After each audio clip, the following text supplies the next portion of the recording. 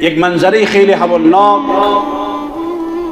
و خیلی خطرناک، یک مهاجر افغانی ما که به خاطر به دست آوردن لقمه با دنیای از امید در کشور همسایه به ظاهر مسلمان ما ایران میرود تا لقمه پیدا بکند و از این ناحیه مشکلات زندگی خود و خانواده را حل بکند.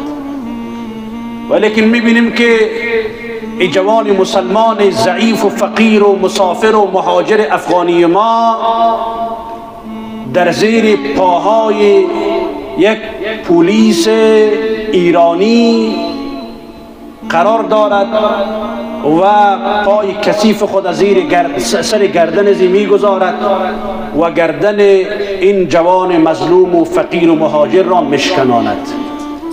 به هر اندازه که داد میزنه و فغان میکند متاسفانه که کسی به دادش نمیرسد. خب این وضعیت و انسانیت و آدمگری روافض است. ما پیرامون همه اهل تشیع صحبت نمیکنم، همین حکومت آخوندی و رافضی ایران نمیگویم.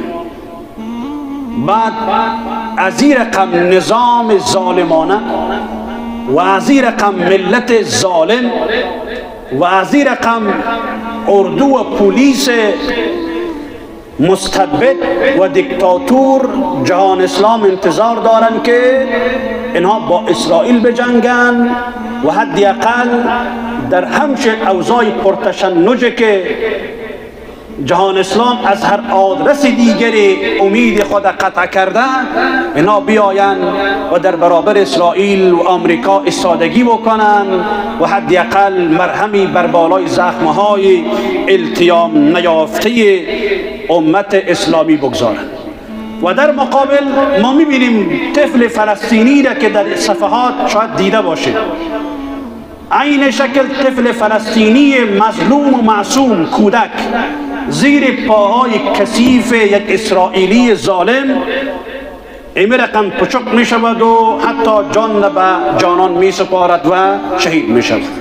از زیر پای الله الله می گوید و این ظالم مستبد این را لغت می کند. چقدر تناسب در میان این دو عملکرد وجود دارد. این مناسبت تصادفی نیست عزیز برادر.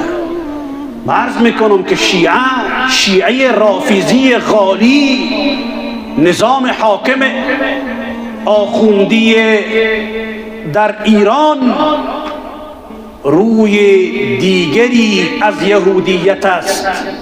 ما از این ملت و از این نظام انتظار خیر رساندن به امت اسلامی را نداشته باشیم.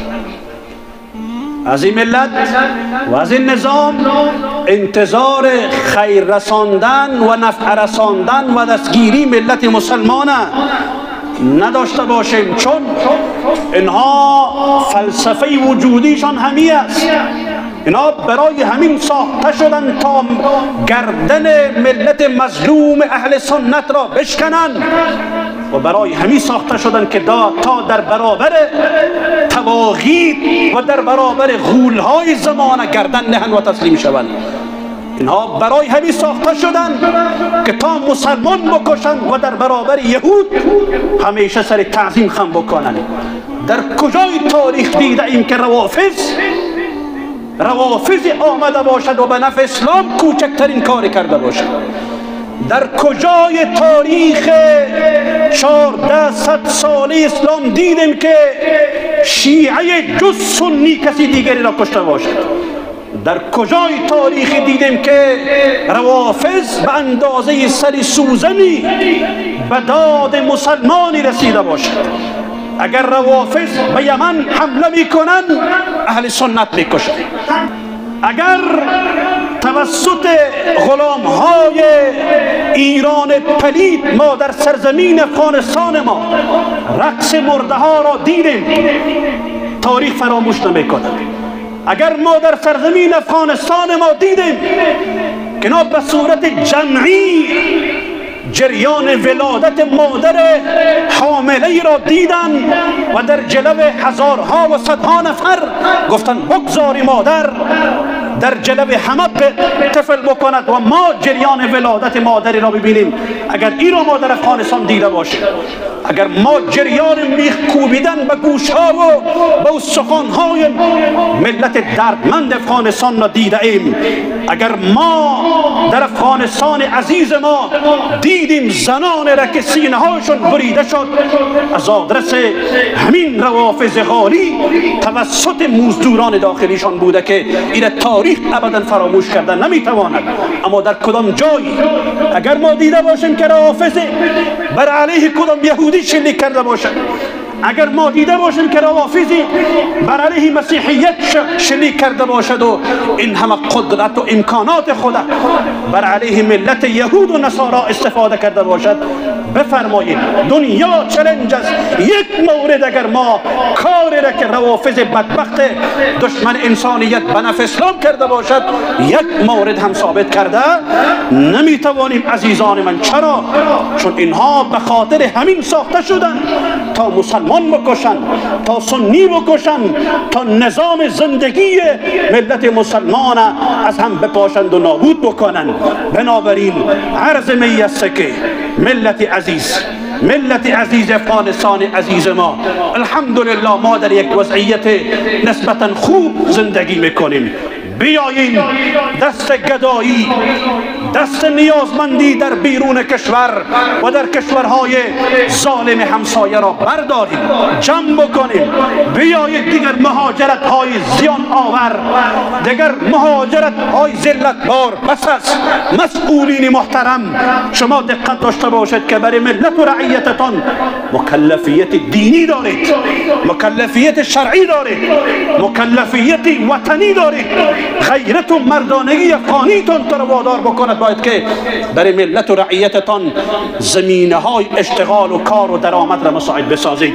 دیگر نگذارید دیگر افغانی وطنداری مسلمانی سنی دست نیاز و گدایی نه به سوی ایران دراز بکند و نه هم به سوی پاکستان دراز بکند.